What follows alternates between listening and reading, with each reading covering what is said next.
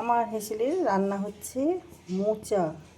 দেখো তেল দিয়ে দিলাম, এখানে মোচা, একটা আলু কেটে নিয়েছি, তেলটা গরম হতে দেব।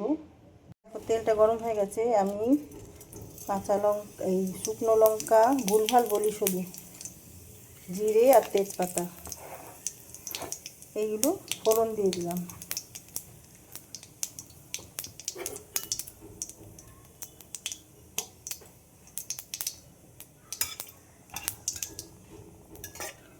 এবার দিয়ে দেবো একটা আলু কেটে নিয়েছি,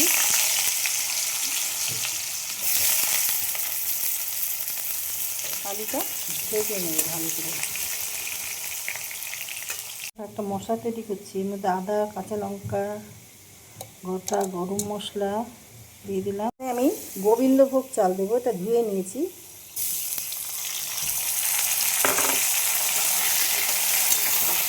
চালটাও আমি ভেজে নেব।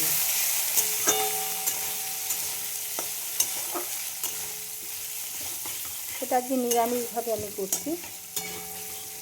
টমেটো দিয়ে দিলাম, একটা নয় আধখানা, টমেটোটা অনেক বড় ছিল। দেখো চালগুলো আমার ভাজা হয়ে গেছে, আলু চাল ভাজা হয়ে গেছে।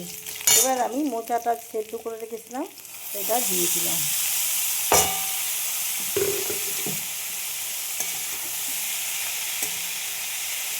এবার একে একে সব মশলাপাতি দেবো।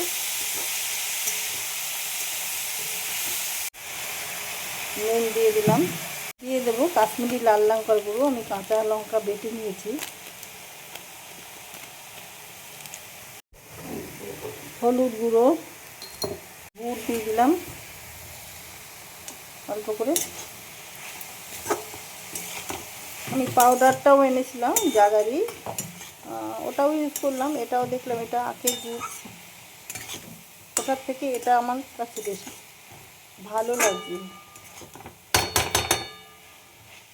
যাই হোক, এইভাবে আমি এটা একটু কষিয়ে নেব।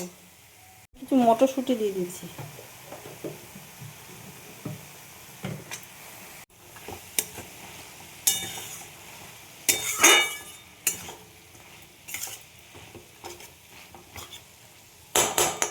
দিয়ে দেবো হাফ চামচ ধনে গুঁড়ো, হাফ চামচ জিরে গুঁড়ো।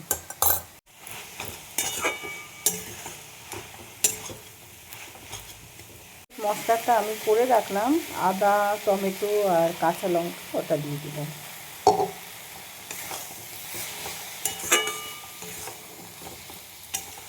এইভাবে একটুখানি কষিয়ে নেব। দেখো এবার আমি এর মধ্যে দিয়ে দেবো জল।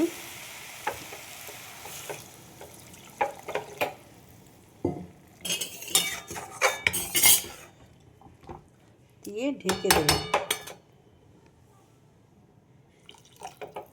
এতে আমি কিছুটা নারকেল দিয়ে দিলাম।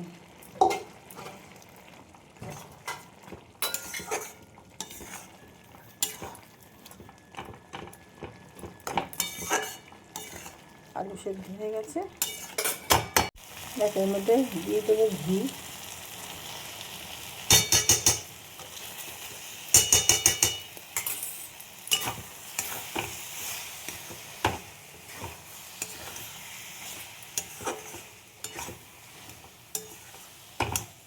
দেখো মোচাটা আমার রেডি হয়ে গেছে, আমি এবার নামিয়ে ফেলবো।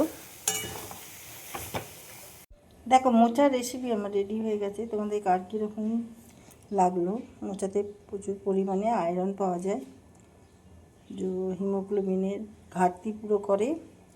আর ইউটিউব থেকে দেখলে তোমরা আমার চ্যানেলটা সাবস্ক্রাইব করে দিও। যারা যারা এখনও পর্যন্ত সাবস্ক্রাইব করেছো তাদের অসংখ্য ধন্যবাদ জানাই। কে কোথা থেকে দেখছো প্লিজ একটু জানিও, তাহলে ধন্যবাদ জানানোর সুযোগটা পাবো আমি। ফেসবুক থেকে যারা দেখছো তারা আমার পেজটা ফলো করে নিও। যারা যারা ফেসবুকে আমাকে সাবস্ক্রাইব করছো অসংখ্য ধন্যবাদ জানাই। তো ভিডিওটা এখানেই শেষ করলাম। তোমাদের কেরম লাগলো জানাতে ভুলো না। Thank you.